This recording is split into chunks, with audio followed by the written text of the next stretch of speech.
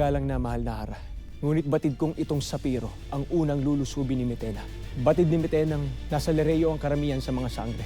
Samantalang batid din niyang malakas ang sandatahang lakas ng Hatoria. At ang Andamya naman ang unang ililigtas sa mga sangre. Kaya natitiyak ko nakapwesto na doon ang mga kawal. Hindi ako makapaniwalang muli akong nabuhay upang masaksihan ang muling pagbagsak ng Sapiro. Magpadala ka agad ng mga kawal na bihasa sa armas sa kinaroroonan ni Soldarius. Ako ang bahala sa ibang buko. Simula pagkabata mo pa lang daw, matulungan ka na sa kanilang lahat to. Dahil pinalaki ako ng nanay at ng lolo ko. Grabe, kaya nasa iyo na talaga lahat eh.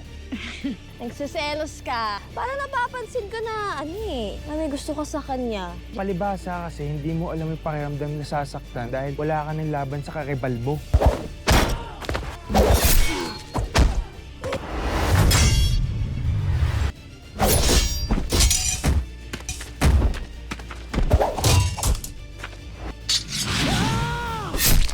Tanak Resna! Traitor na war kang Metela. Nagagalak akong makita kang muli.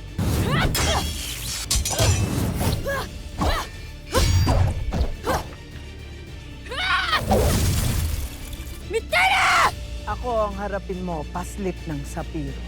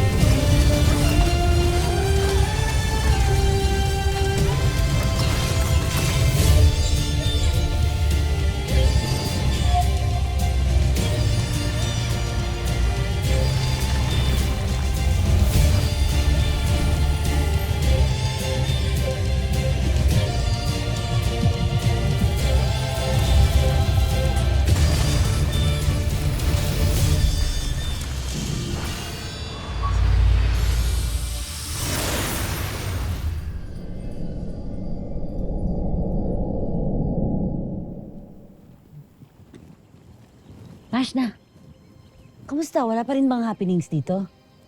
Diwani, hindi ba tong utos ng Hara Alena ay magbantay kayo sa Hatoria ni Hara Perena? Oo nga, pero nag-utos din ng iba si Ashti Perena. Sabi niya dito daw muna ako sa Lereo. Ano nga? Ano, wala pa rin paramdam yung mga kontrabida natin dito sa life and afterlife? Abisala, mga kawal.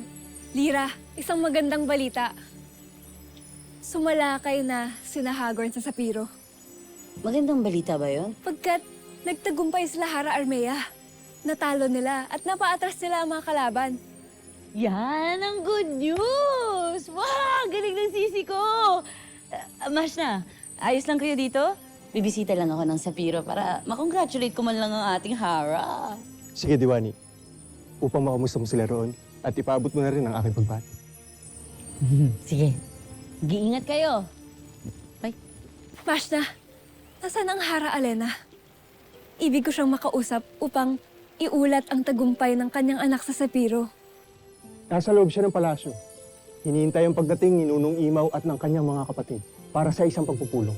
Kung ganun, ay paparoon na agad ako. Tama nga ang iyong tinuran, Laron. Sa norte nga sumalakay ang mga kalaban. At malaking bahagi ka sa pagkapanalong ito.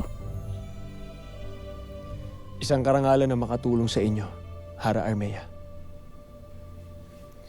At Rama Soldarius. At dahil napatunayan mong katiwa-tiwala ang iyong mga salita. Mula ngayon, nais kong ikaw ay maging isang tagapayo ng kahariang ito.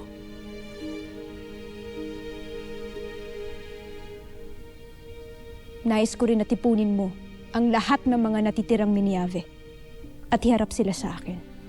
Kung mangangako sila ng kanilang katapatan sa kaharian ng Sapiro, ay hahayaan ko silang malaya na mamuhay rito. Ngayon pa lamang ay nagpapasalamat na ako ng marami sa iyo, Hara Armea. Napakalaking bagay nito para sa aming mga Miniave.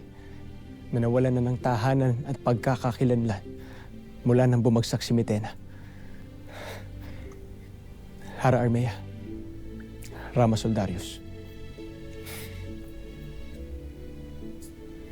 Tyra!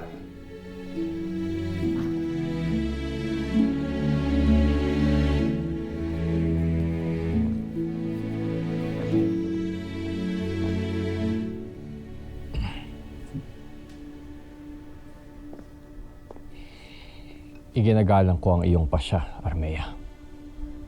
Ngunit tiyak na tututulan na naman ito ng aking Asti Tabon. At huwag mo rin sana masamain. Ngunit magdahan-dahan ka sa pakikitungo sa kanya. Ang Hara pa ba ang mangingilag sa konseho?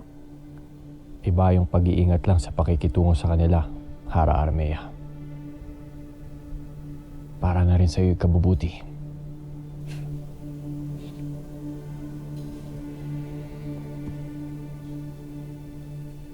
Maraming salamat sa iyong pag-aalala, Soldarius. Ngunit hindi ako natatakot kay Tabon o sa mga kanyang kayang magawa. Hanggat batid ko ang para sa tama at para sa ikabubuti ng Sapiro, ang aking mga ginagawa, walang magagawa si Tabon laban sa akin.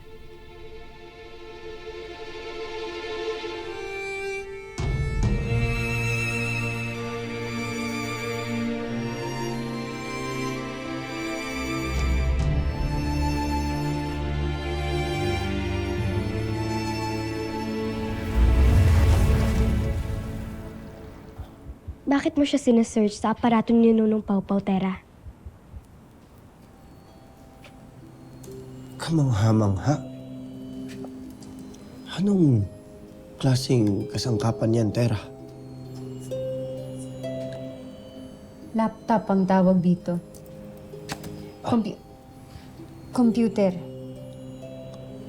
Dito sa mundo ng mga tao, nagagamit ito para sa trabaho, para sa school, at meron itong tinatawag na internet para makapag-search. School. Internet? Search?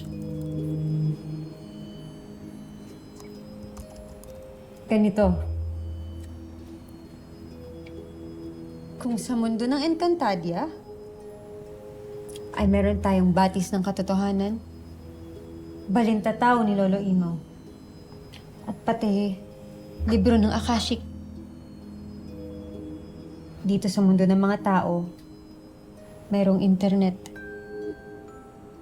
At naglalaman ito ng iba't ibang impormasyon at mga kaalaman tungkol sa maraming bagay. Hindi ko maintindihan. Anong sinasabi ng mga yan? Alpabeto ang tawag ng mga tao dyan. Ensya ang tawag sa atin. Yan ang paraan nila ng pagsusulat. Naghahanap ako ng impormasyon tungkol sa pagkatao ni Elmo. Pero wala akong makita.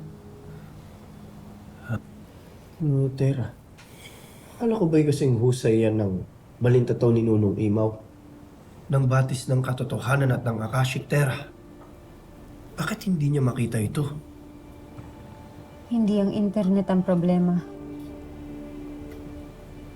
Si Elmo. Nakakapagtaka kung bakit walang kahit na anong impormasyon tungkol sa kanya. Ibig sabihin mo ba'y may kapangyarihan din ng Elmo na iyon na itago ang mga bagay tungkol sa kanya? Yan ang hindi ko pa kayang sagutin, Dea. Pero malakas ang kutob ko na may kakaiba sa pagkatao niya.